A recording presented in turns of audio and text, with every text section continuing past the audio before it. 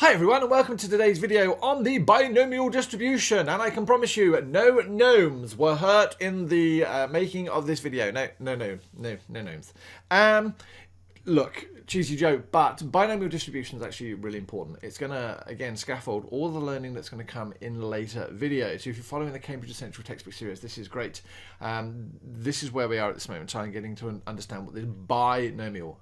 Bi means two, so you've got something to do with two. So by the end of this video, I'm hoping you're going to know to identify when to use binomial theorem in questions. All right, so binomial is two choices.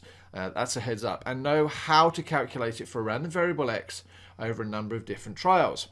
So before we do that, let's go back. We've already learned about binomial expansion in year 10 and probably methods 1 and 2 if you're over here in Australia. So if I had to expand a plus b all to the power of 5, the first thing I would do is I would draw my Pascal's triangle. Oh, nope, that's not my Pascal's triangle. I was just learning to count there. 1, 3, 3, 1, 1, 4, 6, 4, 1. And 1, 5, 10, 10, 5, 1. Now, if you're not sure how to create Pascal's triangle, there is a video for it on my channel. Have a look. But Pascal's triangle is great. It's symmetrical. And because I'm looking to this power of 5 here, I know I want to use this line here. That now creates my coefficients for my expansion. So I'm going to write those coefficients down as 1, 5, 10, 10, 5, and 1. What do I do now? Well, I now count my values of a. So there's an a to the power of 5, a to the power of 4, a to the power of 3, a squared, a to the power of 1, and a to the power of 0. And then b to the power of 0, b to the power of 1, b squared, b cubed, b to the power of 4, and b to the power of 5. And putting pluses in front of all of those, believe it or not, I have now just expanded that out. A lot simpler than trying to do FOIL 5 different times, trust me, or 4 times as it would be. Simplifying this, I get a to the power of 5 plus 5a to the power of 4b plus 10a cubed b squared plus 10a squared b cubed plus 5ab to the 4 and plus b to the power of 5, which if I was going to write that out longhand would give me that a plus b to the power of 5 is a to the power of 5 plus 5 a to the 4 b to b, I've just got done that, plus 10a cubed b squared plus 10a squared b cubed plus 5ab to the 4 and plus b to the 5. Now, there's a lot of beautiful things in this particular expansion. Number one, knowing where these coefficients come from. Now, if I want to do the 10th expansion, or a plus b to the power of 10, there is no way I'm going to draw my Pascal's triangle down to 10 rows. It'll be there forever. So there must be a quicker way of doing this. And as it turns out, there is, and it uses combination theory. But other things to note that are really, really important is, as I just said, this is symmetrical. So the coefficients 1, 5, 10 are repeated 10, 5, 1. And if I look at this, not only does it have the a times the b, which is the a times the b here, the numbers of the powers always add up to 5. Now again, this is all critically important. So if I know that I've got, for example, x plus y to the power of 10, we'll just throw that one there. I know that I'm going to have an I'm going to have an x and a y together, and I'm going to have some form of coefficient. This number here and this number here must always add to make 10.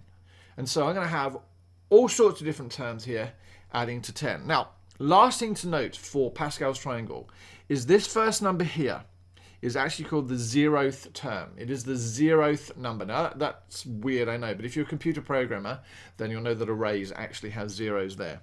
So if I was to count each of these numbers, that's the 0, 1st, 2nd, 3rd, 4th, and 5th term. So there are 6 in total, but the count goes as high as 5. What does this have to do with the price of fish? Well, we don't have to draw Pascal's triangle because we can use something on a calculator called combination theory. And an example of this would be 5C3. This is saying that in the 5th row of Pascal's triangle, what is the third index or the third coefficient? Now, actually, what it turns out to be is actually that's the 4th one. If you remember, this is 0, 1, 2, 3, 4, and 5. Those are my coefficients. So what we should notice is that 5C3 and 5C2 are exactly the same because they are both 10, but we'll test it out on our calculator. Now, I don't have the T-Inspire with me. I'm just going to have the Casio ClassPad, which I think is great. So, loading it up. We don't have this in any of our menus, unfortunately, but what I do is I hit keyboard, and then I go along in my catalog, and as you can see, I'd already prepared. I was looking for N, and you'll notice that NCR comes up. So, NCR, I single click it, not double click it. And what it wants in terms of notation is it wants NCR, it wants the value of N, a comma, and then your value of R. This value here is N. It stands for my number of trials. Here, in statistics, stands for my number of successes. So if I wanted to do 5C3, I'd have NCR 5,3. So loading back up my calculator, 5,3, hit enter, and lo and behold, out comes a value of 10. Testing that with 5C2, let's just delete that 3 and put 2 in its place, and lo and behold, out comes 10 again. So we now have a way of finding each of those coefficients. So this thing here is NCR, and then we've got X and Y, and we know that these two numbers here now have to add up to the value of N, which is our number of trials. So how does this apply to probability? Now the great thing is, when I had my A plus B to the power of N, for example, we knew we had two things added together. And binomial means two things. Now, so long as we're dealing with probabilities, and we know that probabilities always add up to 1, then I can use this general form to find individual probabilities. As long as that A plus B always add to be 1, which we know in binomial random variables they will, I can use this. So we're now going to start talking about successes and failures. And for example, we could toss a coin, right? So the probability of tossing a head would be a half. That would be our success that we'd be looking for. So the probability of tossing a head could be our success. And the probability of not having a head would be our failure. No, we don't use failure. Let's have success or not success, yeah? We are now going to give some examples of how to use this. But here, ladies and gentlemen, is the general form of finding an individual probability. So we're going to have NCR. Now I'm going to define R as the number of successes. So that's NCR. That's going to find my value for me in Pascal's triangle. Times by. So P stands for the probability of a success. And because we're having R successes, we're going to raise P to the power of R. And because the values must add to 1, we're now going to have this as N minus R. So for example, if I was doing 10 trials for tossing a coin, where the probability of getting a head was a half, and I was looking for the number of successes to be 5, so this would be 10C5. I'm looking for 5 successes. The probability of a success is a half, and I want 5 of them. And the probability of a failure then must also be a half, and I would have 5 of those. Why? Because this value here and this value here must always add to that. So this one simple formula allows me to find individual probabilities for binomial events. So here we go. Changing the example a little bit, I was to toss a coin 10 times. What would be the probability that exactly 3 heads? Now, exactly 3 heads is awesome because I can use just that one formula. So, NCR, P to the R, 1 minus P to the N minus R. So, what is the value of N? Well, in this situation, N is 10 because I'm doing it 10 times. I want exactly 3 heads. So, the probability of getting a head is now my success. So I know the probability of getting a head is a half, and I want 3 of them. And I know the probability of not getting a head is a half, and I want 7 of them. So 3 heads and 7 tails. How am I going to work that out? Well, I should go. I'm going to use my calculator. So NCR is, so I want 10, 3.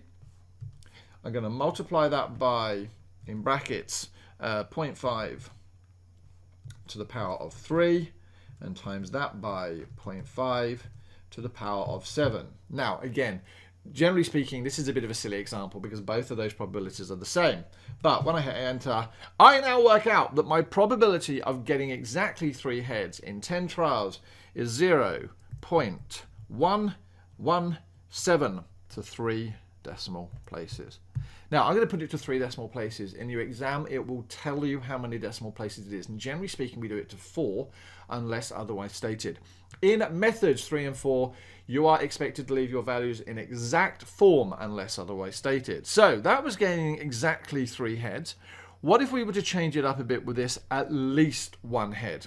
Now, that's a bit of a trick because we're trying to find then the probability that x is greater than or equal to 1. So that's like saying I'm going to get 1 head, 2 heads, 3 heads, 4 heads, 5 heads, 6 heads, 7 heads, up to 10. Can you imagine the work that's going to be required for finding all of those individual probabilities? Just finding 3 led to all of this needing to be done. Can you imagine doing that for 1, 2, 3, 4, 5, 6, 7? Well, the words at least are actually a bit of a trick because you can turn it on its head. Ha! See what I did there? So the probability that I get more, at least 1 head, is actually 1 minus the probability I don't get any heads at all. Freaking awesome! So I can actually work out the probability that x equals 0 by using my combination stuff. So I've got 10c, and I want no heads. Half to the power of 0, a half to the power of 10. Why? Because I've got no successes and 10 fails. Now the great thing is, Pascal's triangle is beautiful, that anything with a 0, like 5c0, 7c0, that value there is always 1. Anything to the power of 0 is always 1. So all I need to do on my calculator is fire up and do 0.5 to the power of 10. Which gives me that value there, which hopefully you realize is standard index form. So if I write 9.765625 times 10 to the minus 4, I want to move my decimal 1, 2, 3, 4 places back, which gives me, wow, 0. So I want to do 1 minus 0.0000976 blah, blah, blah, blah. And so, firing up my calculator, I will get my answer as 1 minus answer equals 0.999. Again, to 3 decimal places. The question doesn't say otherwise, and I'll just leave it that way.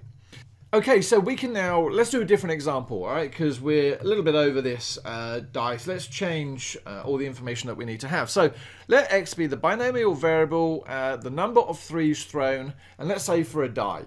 So we want to know the number of 3s. So the probability of a success of throwing a 3 is going to be 1 over 6. So the probability of a failure not throwing 3 is going to be 5 over 6. We are throwing this 3 times. So we've got n is equal to 3. So we're looking for the fact that there's no heads in any of this, sorry, no 3s in any of this. 1 3, 2 3s, or 3 3s. So let's work out the first one here, and then I'm going to use that scaffolding on my calculator to work out the rest. So we want n, c, r, p to the power of r, and 1 minus p to the power of n minus r. So number of trials is 3, c 0, probability of success was 1/6, and then not success is 5 over 6 to the power of 3. Right, so putting that into my calculator, let's load up my NCR. We're going to put in 3, 0, close the brackets, and we're going to times that by 1/6. Let's just make it look pretty as well. Oops. Close brackets to the power of 0, and we're going to times that by open brackets fraction 5, 6, close brackets to the power of 3, which gives me the value of 0.5787. So the probability of getting zero sixes in 3 throws is actually pretty high, 0.5787. Going back to my calculator, I can now do that and say, well, what's the probability of getting just 1? So change that to 1, change my power to 1, and remember that this now has to change down to 2 because they both have to add up. 0.3472. 0.3472. Let's do 2. 3C2. Let's do that as 2. This one now comes 1, and that gives me 0.694. 0.0694. And then 3 gives me 3C3, which is trivial really because I can do this in my head. But let's make that 0. Gives me 0.0046. 0.0046. Now, when I add all those together, I am telling you that I should get close, if not totally, the value of 1. 0.5787 plus 0.3472 plus 0.0694 plus 0.004. Whoops. 46. It gives me 0.9999. Now, why is it not 1? Well, rounding errors. But we've proven that actually all of those values add together. Fairly time consuming, even though with my CAS calculator, there must be a quicker way of doing this. Well, as it turns out, ladies and gentlemen, there is, and we can use our CAS calculator. So, we have, bringing up the options here, interactive, distributions, and I'm going to say discrete distributions. Discrete because it's whole number, and binomial deals with whole number and whole number data only. Continuous we'll come back to a little bit later on. So what do we use in all of this? Well, we're dealing with binomial, and I'm going to use binomial PDF. And you're going to say, what does PDF mean? PDF means 1 point, 1 probability. Really, really, really important in that situation. So if I want, going back to my table we had a moment ago, if I had x as being 0, 1, 2, and 3, and my probability of success was given by 1 over 6, then I actually have all the information I need. Because going back to my calculator, you'll notice it asks you a number of different questions, 3 in fact. First thing is, what is the x value you want? Well, I'm going to say, because I'm dealing with the first value, I want my x value to be 0. It says, how many trials are you doing? Well, I'm doing 3, also came from my table, and it's saying POS, and it's really helpful my calculator tells me what that stands for, because otherwise it stands for point of sale, and it goes, what is the probability of success? And I'm going to go 1 divided by 6, and hit enter, and enter again, and lo and behold, wow, up comes that value of 0.5787, 0.5787. Was that what I got before? Well, I should Coco. Whoa! So now I can actually use my calculator and bring up my value again. And now in this situation, I'm just going to say my x value now is going to be 1. And up comes 0.347222, and I change that to 2, and I get 0.69999, and change that to 3. Remember, the first value here is standing for my x value, and there's my values all done for me. So much simpler. I mean, all the fact is your calculator's doing the hard work for you. So making sure you know how to use a calculator is really, really helpful. Finally, we did a video previously on conditional probability, and notice we're back to seeing conditional probability again. Just be careful with the notation here. If you look at this notation here, the probability that x is equal to 4, given that x is greater than or equal to 1, just by saying it, we would write that out as the probability that x is equal to 4 and x is greater than or equal to 1. Well, for it to be 4, it's got to be greater than or equal to 1. So this section here is actually redundant. So I would then be dividing that by the probability that x is greater than or equal to 1. So probability of x equals 4 divided by the probability that x is greater than or equal to 1 is how we would go this. And the great news is your calculator can actually do all this stuff for you. And as a bit of a heads up, and I don't want to rush this, but if I go interactive, distribution, back to discrete, you'll notice it says not only binomial PDF, but binomial CDF. Well, CDFs actually work out a whole collection of probabilities for you. So for example, if I wanted my calculator to work out, oops, sorry about this. If I wanted my calculator to work out the probability that x in this situation is greater than or equal to 2, that's where I would use my binomial CDF function. Bring it up. Let's see, binomial CDF, thank you very much. Now you'll notice it gives you 4 options here. Lower is, well, it's 2. Why? Because I want it from 2 and up. My upper number will be 3 because that's the maximum number of trials I can do. 3 trials, probability of success, 1 divided by 6. Hit enter, and lo and behold, up comes 0.074. What does that mean? Well, it's just added those values together. Ladies and gentlemen, it has been fun having you. If you are able to, I've got a Patreon account. Do me a favor, pop on over and see whether you can do anything to support me. If not, just get out there, tell people about my videos and get them to subscribe. Subscribe? Yes, subscribe to this little value here. That circle here, MaffsGuru, that's me. And if not, I won't hold it against you. Don't worry about it. There's a video loading over there you can watch as well.